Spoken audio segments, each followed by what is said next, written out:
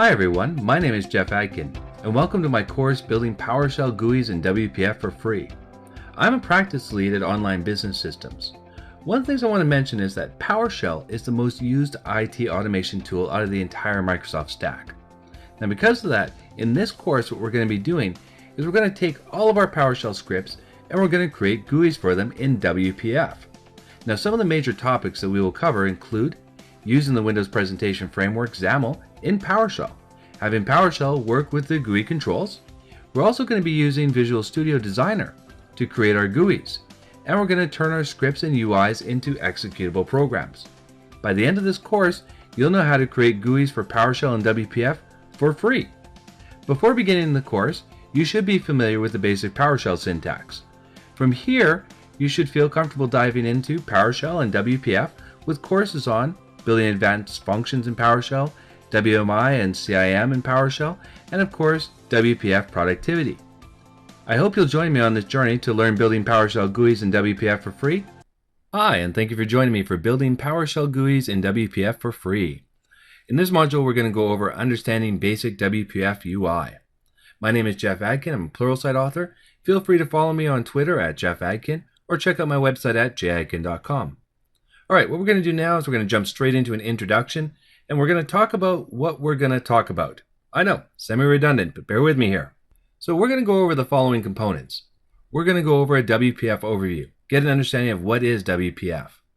And then we're going to talk about WPF versus Windows Forms. Why are we using WPF? But majorly, what is the difference between the two of them? They're both good in different scenarios, and PowerShell can use both of them. From there, we're going to talk about XAML and understanding XAML, which is the basis of all WPF and how we're going to be setting up all of our windows and forms, etc. So speaking about our windows, the next thing we're going to do is we're actually going to go in and we're going to create a XAML window.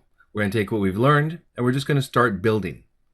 From there, we're going to add a control to our WPF window. And last but not least, we're going to talk about WPF layouts and why they're so important. Okay, I guess that means we should go start on WPF overview.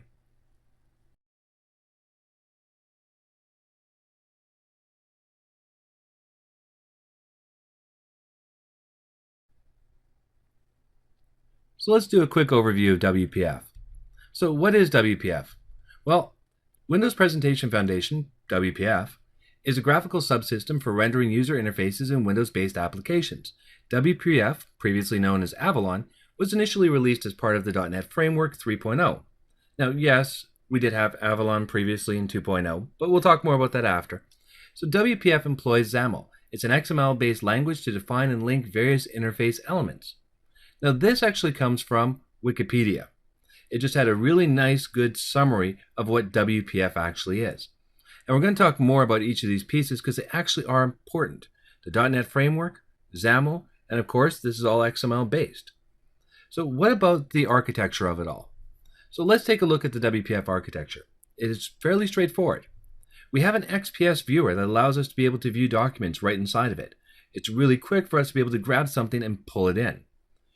But we also have the presentation framework. Now the presentation framework has a bunch of different things. We're going to focus first on the yellow. So we've got controls, layout, styling, and data bind. This basically means we can create a window, we can add our layouts on it, we can add our controls on it, we can set up our styling for it, and of course then we can do data binds to bring in information. But we also have all of this wonderful orange. We can do 2D graphics, 3D graphics, imaging, text, media, animation, documents, and interop.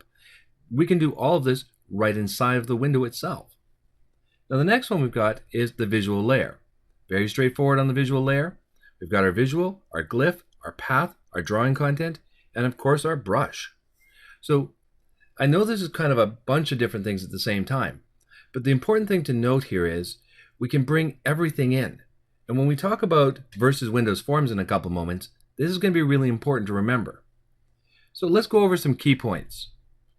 Well, WPF, it does use a declarative markup language. It uses XAML. It can be created in Visual Studio. We can also remember that it's based on .NET 3.0. We use DirectX automatically. This is an important thing here. With DirectX, this is basically built on top of it, which is why we're capable of doing things like 3D that you see on the side there. And with XPS, we can bring XPS documents right onto the screen for us. So there's a ton of things that we have that are inside of WPF. But these are the ones I want you to remember. Okay, let's leave this for a moment and let's go talk about Windows Forms, something we're all very familiar with. And we're going to take that up against WPF and see what the differences are between them. What we're going to go over right now is WPF versus Windows Forms. We're basically going to take WPF and put it up beside Windows Forms and just see the differences between the two. So let's jump right into it. So we're going to start right off the bat with WPF and our forms on either side. And we're going to run through each one of these. Let's start with WPF. Now, WPF itself is new in comparative form to, well, Windows Forms. It also is built on DirectX, which gives it 2D and 3D capabilities. It also allows us to utilize the GPU and fail back to CPU depending on the resources of the machine. But there's not many third-party controls built for it, not right now at least. So that leaves us with kind of using only out-of-box controls that are available to us. Now, Forms, well, yes, it's old. It's been around forever. It's based off the user 32, and to bring in some of the stuff, we bring in GDI, which gives us 2D capabilities. It will always run on CPU, but it's got tons of third-party controls. So the biggest thing to note between these two is the Forms has to bring in GDI, whereas we're built on DirectX. So we've got some great graphic capabilities there. The other thing to think of is depending on the intensity of the amount of processing that you're going to be doing, especially mathematical, well, the WPF can use your CUDAs, right? Or GPU. Okay, let's take a look at the main differences between these. So for the main differences, I'm going to pop 4 things across. Windows Forms with GDI, Direct 3D, and our WPF. So Windows Forms has got graphic interface, forms and controls. It's got on-screen documents, but that's really about it. To be able to bring in images and 2D graphics, we have to actually bring in GDI. Now that doesn't include video and audio and all those wonderful extras that we can bring in with controls and kind of call and so on.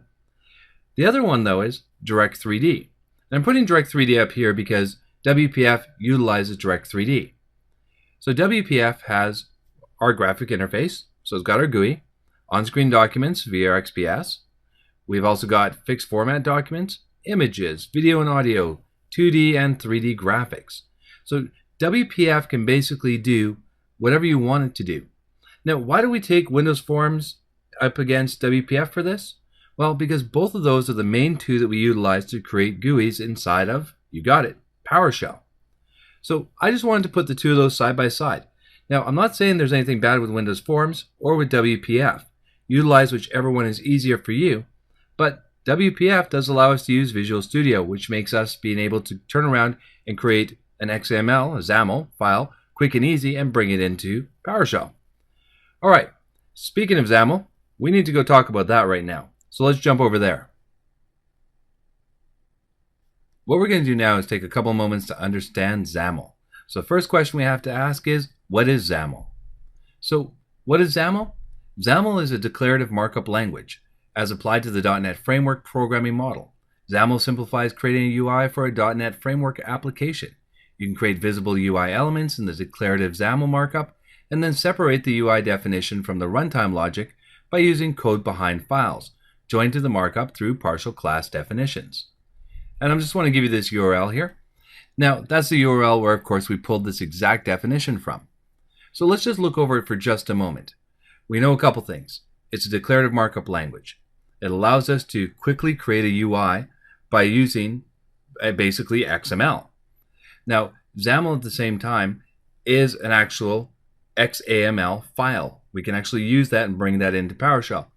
And when we bring that into PowerShell or any actual language that we're going to be using it with, any .NET set, well, we can turn around and create our class definitions off of it.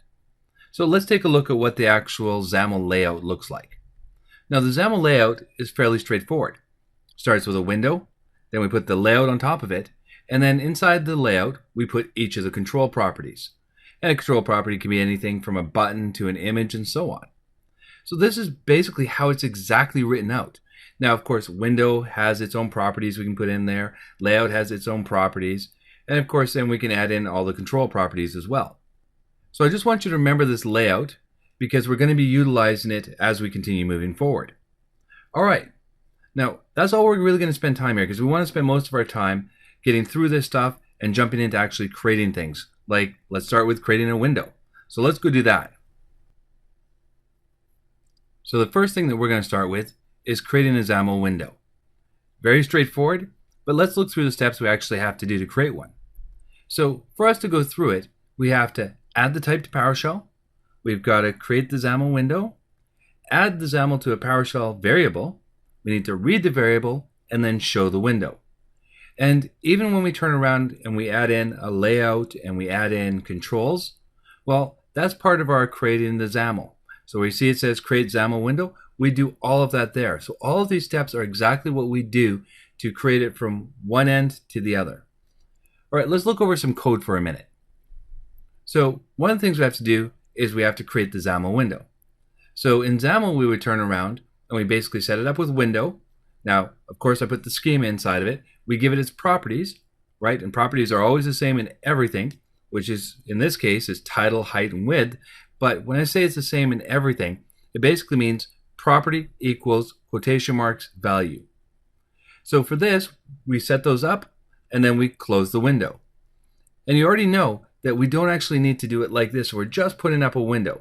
We're going to keep it like this though, because as we add things to it, we're going to be closing the window at the bottom. In this case, I could literally wipe that out and just put / and then add the greater than sign. Okay, so this is what we do. This is our XAML window right here. But this isn't going to actually help us do anything. So inside of PowerShell, we have to do a couple of things. And we're going to go through those and then we'll do a demo. So the first thing we have to do is we have to add our type. We actually need the presentation framework, the assembly actually loaded up. So we add type, assembly name, presentation framework. Very straightforward. Next part, if you remember, we have to add the XAML to a variable. So let's go do that. So what we'll do is we'll take an XML variable, in this case we'll call it form, and you'll notice we go equals at quotation mark and we put the XAML in there. This way I can have all of the markup language based inside of that one single variable. But we still need to do stuff with that variable. So the next thing that we'll do is we'll actually grab the XML node reader. What we'll turn around and do is give that a variable name. As you see here, we got NR. And what we'll tell the XML node reader to do is basically grab form. That's where it's grabbing all of its XML from. And then we create another variable. In this case, I just called it Win, short for Windows. And we'll use the windows.markup.xaml reader, the XAML reader, and we'll load up from our original XML, which is, you got it, our NR. This way we have all of that loaded. Now, once we have all that done, the last thing we have to do is show dialog. That's it. It's that simple. Now, let's go run through a quick demo of it, shall we? So, jumping into the demo, we are going to create our first ever window. Let's go do that. So what we're going to do now is we're going to create our first form. But before we actually do anything inside of here, the first thing we need is our assembly loaded. So let's load in our assembly. You'll notice we load in the presentation framework. Let's drop this down just a little wee bit here. The next thing we need, of course, is our form. Now, it's an XML variable called form. We're going to put all our XAML inside of it. You'll notice we just put it around and said title equals, height equals, width equals. Now, I said before, we didn't actually have to turn around and put all this in here, and we didn't. We really could have turned around and just end capped it like that.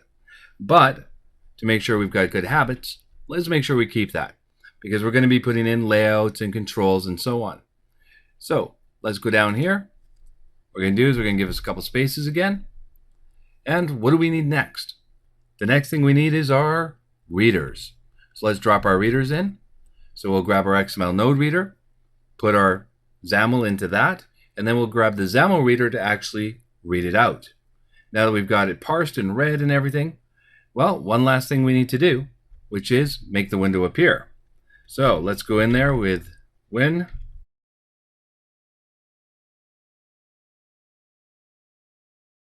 And show dialog. That's it. We're done. Now all we have to do is see if it works. So let's go click on the play button. And there we go. There's our first form. You'll notice its title matches up exactly. Its height and its width are 480 by 640. There's not much to this. I know. It's just a simple, easy, quick form. But we're going to continue building on this as we go through everything, and then we're going to start building full programs. All right, let's finalize here, and I'll see you in just a moment. So now that we've created our first window, our next thing we're going to do is we're going to add a control to the window. So we're going to grab a button and actually add it in. So let's go look at that, shall we? So to add a button in is fairly straightforward. We're going to set it up exactly like we did before. Everything in white is exactly what we wrote previously. The difference now being is we're going to inject a button. And if you look over the button, you'll see it says the type, which is button. Then we give it the name, the width, the height, and the content, which is what's going to be written on the button. And then, of course, it gets capped off back with the window. So a couple things to note when we go into the demo for this. One of those is, can we add two controls? That's important to note. The second thing is, you'll notice we didn't tell it where on the window we actually want this placed. So I want you to watch both of those as we go into the demo. So speaking of the demo, let's go jump in there right now. So we're back in PowerShell right now. And you notice this is everything we've already written up. What we're going to do now is we're going to go add a button to it. So let's shoot up, get ourselves inside of our XAML. We're just going to drop this down one, pop in there. We're just going to inject our button right there. You notice we give it the type and of course the name. The name is extremely important. I want to remind you of this. We'll talk more about it afterwards, but that name has to be unique because we're going to be using that for variables to actually run code off of. Okay, so we have all that set there. Everything looks good. Why don't we give this a run? And voila, we have our wonderful little button. We can click on it a bunch of times. Of course, nothing's going to happen whatsoever. Okay, let's get rid of this, shall we? What we're going to do now is we're going to inject a secondary button. So we'll call it button 2. The content will be hello 2, just so we know what it is. And let's run that, shall we? And you'll notice magically we get a bunch of red text. And this is extremely important to note because we can actually only put one, I want to remind you this, one control on a window. So this is why we use layouts. So what we're going to do right now is we're going to stop right here and we're going to go jump over and we're going to talk about layouts. So what we're going to go over right now is WPF layouts. So let's go talk about the types of layouts we're going to look over. So the type of layouts that we're going to look over, we're going to go over StackPanel, we're going to go over Canvas, and we're going to go over to Grid. So let's talk about each one of these one by one. So let's start with StackPanel. So StackPanel basically is a layout that creates stacks of child objects. And we can set it to be horizontal or vertical. When you think about it though, it is really great because I can turn around and I can just add a bar of pictures, icons, or buttons, and it will automatically put it across exactly as I want it. So that's what a StackPanel kind of gives us. Now, from StackPanel, we say we're also going to talk about Canvas. Now, Canvas is really easy. For those who are used to Windows Forms, Canvas will probably be the best and easiest one for you. And the reason why I'm saying that is because Canvas automatically turns around. We can just put it in there, just put a canvas on, and it'll stretch right across the whole window. It'll then turn around and align everything into the upper left corner. So that means instead of like you saw before when we just put it directly onto the form, the buttons went right into the middle. Well, in this case, it'll stack everything into the upper left. So right at 0, 0. Now the next one we're going to talk about is Grid. Now Grid is basically a table. We can turn around, we can decide, how big we want our rows and our columns. We can set our width and our height, etc. on them. So there's some good things here because we can turn around and we can literally build out an entire form using this and then just add our controls only to, grid column 0, grid row 1. Or we could turn around and add it to, column 1, row 3. And we just add controls in as we need to, and it's already preset as a template for us. Okay, so we've seen the three types. We haven't seen them actually in action yet. So let's go jump into a demo and actually look over all three of them, shall we? So we tried to do both buttons, of course, on the same window. As soon as we tried two controls, we automatically failed. So what we're going to do is we're going to grab the layouts and we're going to start putting them onto it. So let's highlight all this here. I'm actually going to grab all of it because we're going to be erasing it. And let's paste in our canvas. So I left our buttons there, but I wanted to paste in our canvas behind it. So we've got our canvas, our background equals light blue. I want to be able to see every single type of layout that we use. And we've got our buttons listed there as well. All right, let's turn around. What we're going to do now is we're actually going to run this. And notice that all of a sudden we see hello to. I want to drop this down for just a moment here. So we've got two buttons, one that says hello and one that says hello to. Well, basically what happens on Canvas, instead of being centralized or stacked or anything, it automatically takes anything we don't say where it's going to be and assumes it's going to be at the location 0, 0. So, of course, upper left-hand corner alignment. So it turned around, it wrote the button first with the hello, and then over top of it wrote hello to. So we need to remember when we use Canvas, we're going to have to turn around and set exactly where on the canvas it's going to be. And when we get into the next module where we talk about the properties of buttons and images and so on, well, we'll talk more about how to actually move it exactly where we want it to go. For right now, let's get rid of this. And what we're going to do is we're going to highlight all this. And then we're going to go and put in our StackPanel. So we've got our StackPanel in there. You're going to notice a couple things about StackPanel. I just want to scroll along it. We gave it a name of StackPanel 1. We told it was only 300 by 200. Now, if you remember, the window is automatically going to centerize that. We told it the background is going to be light blue, but the big one for the StackPanel is, remember we said this stacks the child objects? Well, we told it to do it this time horizontally. So what we're going to do now is we're actually going to run this, and there we go. It automatically turns around, it creates a panel for us, and then adds in our objects inside of it. In this case, it just took the two of them and just added them horizontally. Now, it always starts at the left-hand alignment. You can change that alignment, and as we continue working through XAML, you're going to see how we actually are able to move these things around and get them to work together a little better. But for right now, you can see it automatically just turns around and just stacks them horizontally, or we could have done it vertically as well. So let's get rid of that. What I'm going to do is I'm going to highlight horizontal, and I'm going to replace that with vertical. And let's run that again. And you'll see it just basically stacks them again. And it will continue to do this no matter how many we add to it. All right, let's exit this. And this time I'm going to scroll all the way back here for a moment. We're going to grab StackPanel right out.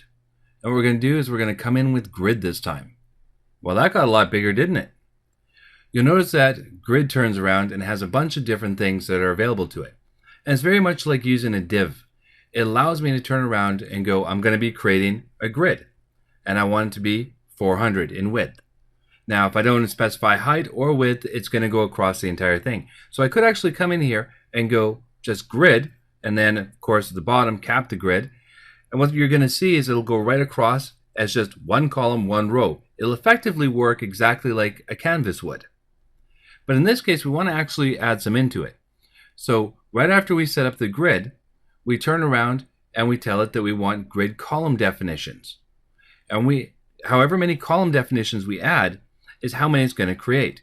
Now, each one of these column definitions is automatically going to be its percentage of the entirety of it.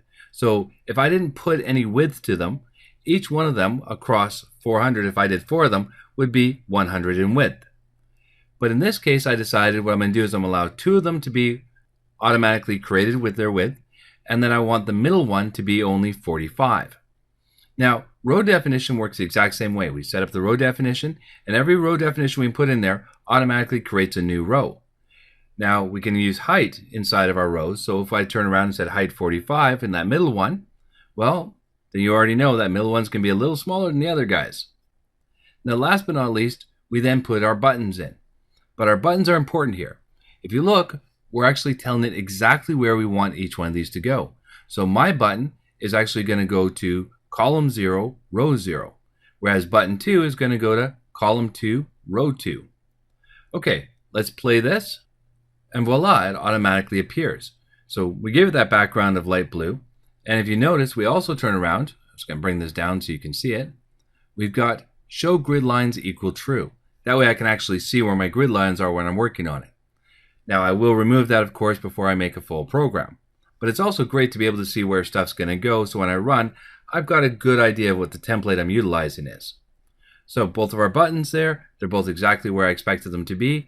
And I was able to choose the width of my columns and of course the height of my rows. So very straightforward.